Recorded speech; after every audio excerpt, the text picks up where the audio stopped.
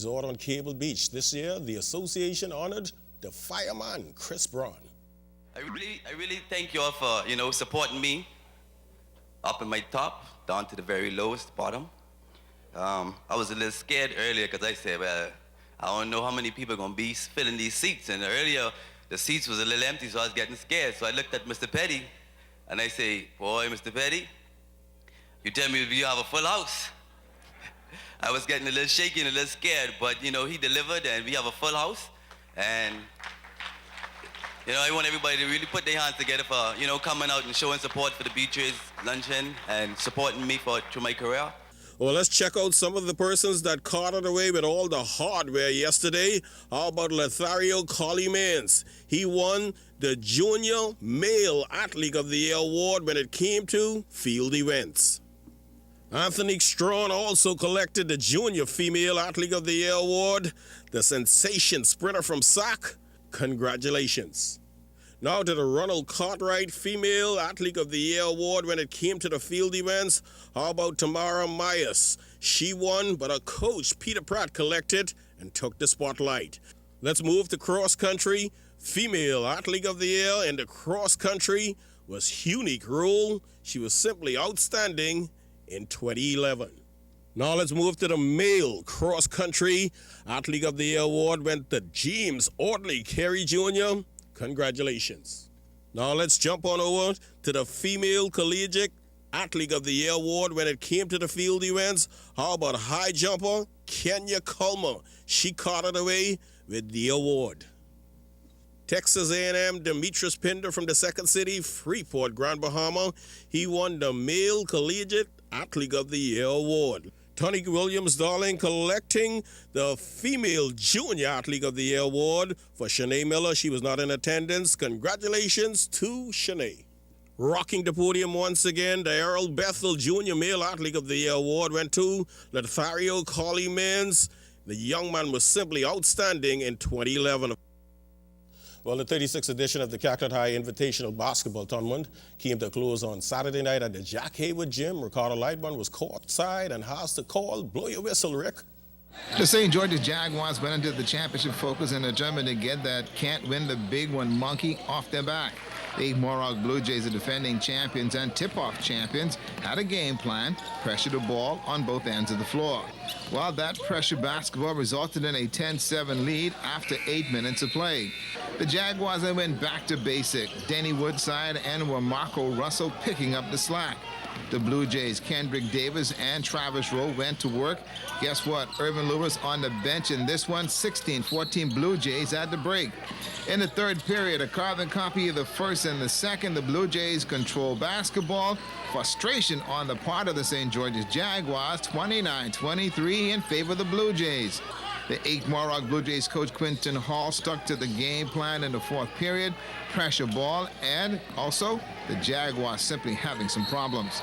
The Blue Jays gave the Jaguars fits in the fourth quarter and came away with a 40-40 win and a successful defense of their Catholic High title.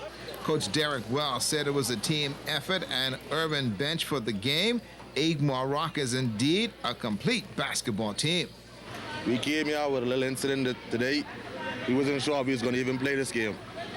But we talked on the outside. We got it together and we came in here and we did what we had to do. We told them we was up against all odds, and that's what we did tonight. We showed them that against all odds, without our best player, we came and win this championship tonight because we as a team. Blue Jays, #1. I feel good because we win with our best player. We push the ball. We do what we had to do to win. Without Irvin on the court, we thought we wasn't ready, but we had to show them we ready for anything. Ricardo Lightman, ZNS Sports. And still talking basketball, they are rejoicing, jumping for joy, doing cartwheels, somersaults at Temple Christian School. Their school won 3 championships at the Father Marshall Peters Basketball Classic. Our program has really been working for years.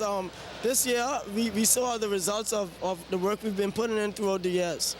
Going into this Father Marshall Peters, did you really think you could have started away with 3 championships? Well, I really thought we would have gone with 2, the primary boys and the primary girls, but it was a big surprise with the junior girls in the high school. I guess y'all gonna have a big celebration at Temple. Yeah, we really planning it now to have a big celebration. We want to have a float parade so we can do something to celebrate the feat that was set here today. St. Salvador also in the record books. They made it 2 years in a row, intermediate boys champions. I knew we could defend that title, and it was a real miracle by the Julian, and he really manifested with our kids this morning, and we had such a time with the Lord, and we showed everybody that with God in the midst of it, we know we could have become victorious in this. It's truly a miracle. The things that happened to us from the first day we came to the very end, it was, man, look, it only could have been God. It's not our natural talent. It's the grace, the mercies, and the favor of God on St. Salvador basketball team. But people better start paying attention to your program. You something to watch. Oh, yeah. It's not only basketball. These young men, some of them could be pastors and preachers too. But, with the program, I'm really showing a lot of them and teaching them the basic fundamentals of the game.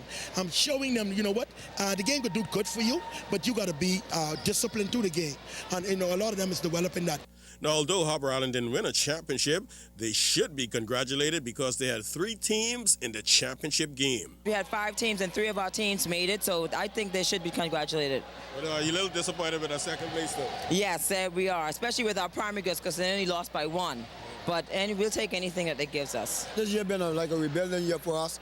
I think the kids and them did pretty good. And sometimes you win, sometimes you lose, but through it all, it's all good. People better start paying attention to Harbour Island. Y'all got a serious basketball program. Yeah, our program now is, I can see now the work we put in it for over the many years. I can see it's paying off. The kids and them buying into it. Most thing about it, the kids and them is buying into discipline. That's more than winning a championship. Once you got kids and them into discipline, then you're able to take them places. Then the people see what they're all about. That's key. Well, the Sunshine Shootout got started this afternoon at the Candlelight 6 Gym. For the ladies, they all enjoy hooping it up in the Bahamas away from the basketball court. Nico Scovalla caught up with the Georgia Tech Yellow Jackets at courtside.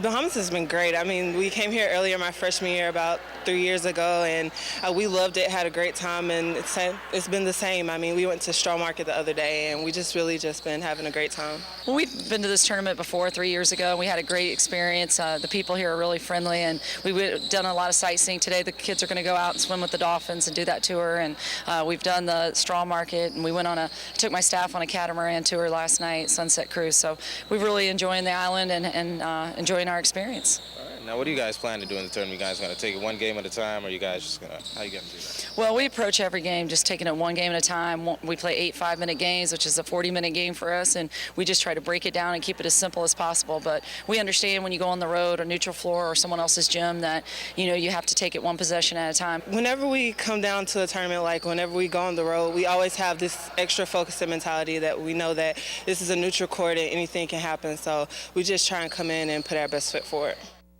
And last night at the final Valley Boys Junkanoo practice, I caught up with DeVard Darlin, who was in town attending the funeral of his grandfather. The Bahamian football player says that he's staying strong, although he's been sidelined with an injury. Everything been good, man. Just actually been rehabbing still. I tore my meniscus in training camp with the Texans this year. And, actually just been coming back from that. There's been some complications and just been pushing through it right now. How discouraging it was for you? You had a chance and the injury went down. Man, it was very, but the Lord has a plan, and I keep my faith in Him, and I know all things will work out for good, man. What you been doing to keep busy? You can't do much because you're injured, but what you been doing? Still working out hard every day, still rehabbing, doing a lot of stuff to strengthen up my quad and getting out there and doing some light cutting and stuff like that. So I'm still doing a lot of stuff, man. Just like I say, right now, getting it back to 100% is my #1 goal.